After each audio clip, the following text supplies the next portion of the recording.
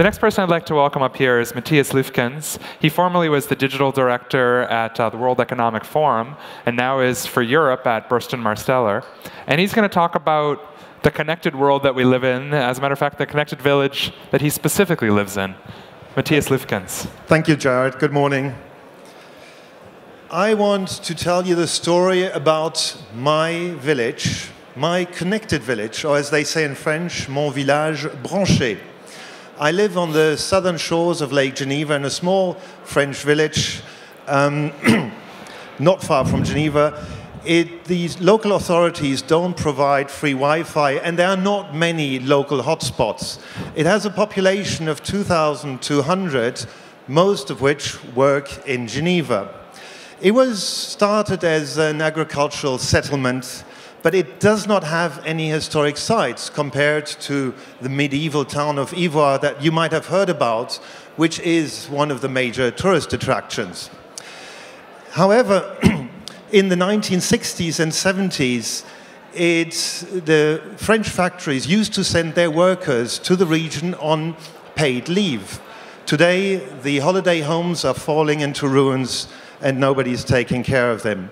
However, we do attract tourists in summer. Our local shady beach is quite popular in July and August, and sometimes the village is called the Saint-Tropez of Lake Geneva. And when the southwesterly wind is blowing, our local beachhead becomes the windsurf and kitesurf hotspot. But that only happens 20 days a year, and they rarely fall on a weekend.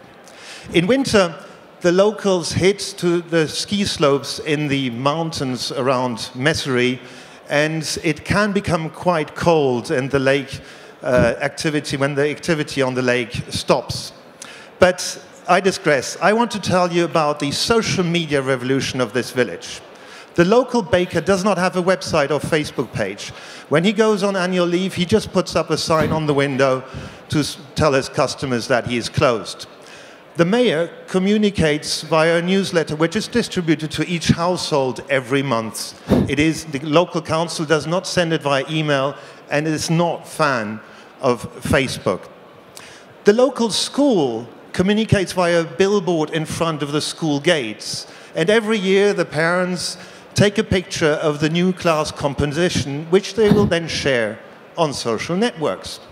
So with this rudimentary communication, we decided to create a Facebook page, an unofficial Facebook page for the village. You will tell me nothing special about a Facebook page. Well, this one is special because it is a citizen initiative created by citizens from the village without any help from the local authorities.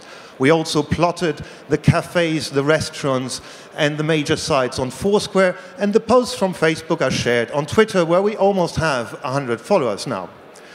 The page is managed by a group of 15 volunteers, including the head of the local tennis club, the leader of the choir, the head of the Parent-Teachers Association, and even the correspondent of the local newspaper shares news on the page. Over the past we're lucky also to have an amateur photographer who was born in the village. She's one of the major contributors to the page, sharing pictures about the sunset on the mountains and the sunrise over the lake. And over the past 18 months, the page has almost 200 followers, which is 10% of the local population. And some of the posts get over 1,000 views. Like this one.